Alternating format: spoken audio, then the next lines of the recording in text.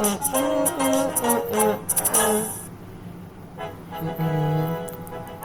was an important day in the yard. Everyone was busy, excited, making notes and taking photographs.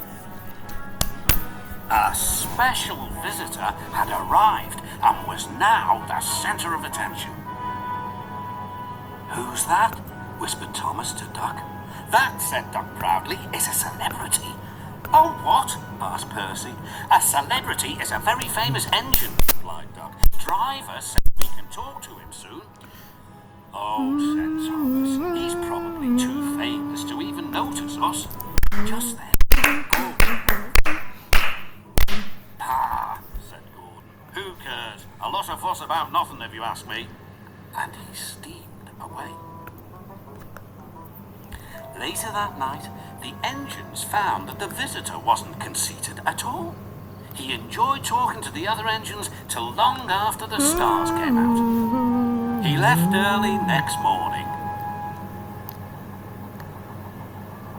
"Good riddance," Gordon grumbled, "chattering all night. Who is he, anyway?" "Doc told you," said Thomas. "He's famous." "As famous as me?" huffed Gordon. "Nonsense." "He's famouser than you," replied Thomas. "He went 100 miles an hour before you were thought of." "So he says," snorted Gordon, "but I didn't like his looks. He's got no dome. Never trust domeless engines. They're not respectable. I never boast, but I'd say that 100 miles an hour would be easy for me." Duck took some trucks to Edward's station. "Hello," called Edward. "That famous engine came through this morning. He whistled to me. Wasn't he kind?" "He's the finest engine in the world," replied Duck. Then he told Edward what Gordon had said. "Take no notice," soothed Edward. "He's just jealous." Look, he's coming now." Gordon's wheels pounded the rails. He did it idly. He did it artfully. Gordon's train rocketed past and was gone. "He'll knock himself to bits," chuckled Duck.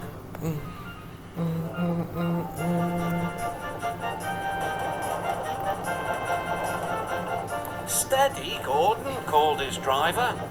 "We aren't running a race." "We are, then," said Gordon, but he said it to himself. Suddenly, Gordon began to feel a little strange. "The top of my boiler seems funny," he thought. "It feels as if something is loose. I'd better go slower." But it was too late. On the viaduct, they met the wind. It was a teasing wind which blew suddenly in hard puffs. Gordon thought it wanted to push him off the bridge. "No, you don't," he said firmly, but the wind had other ideas. It curled around his boiler, crept under his loose dome, and lifted it off and away into the valley below. Gordon was most uncomfortable. The cold wind was whistling through the hole where his dome should be, and he felt silly without it. At the big station, the trucks laughed at him.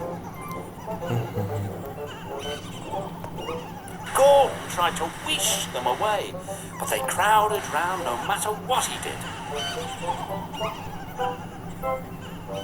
On the way back to the shed, Gordon wanted his driver to stop and fetch his dome. "We'll never find it now," said the driver. "You'll have to go to the works for a new one." Gordon was very cross.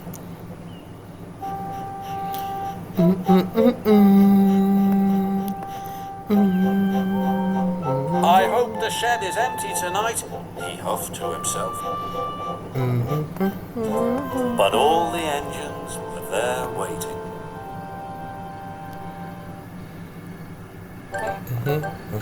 "Never trust domeless engines," said a voice from somewhere behind him. "They aren't respectable."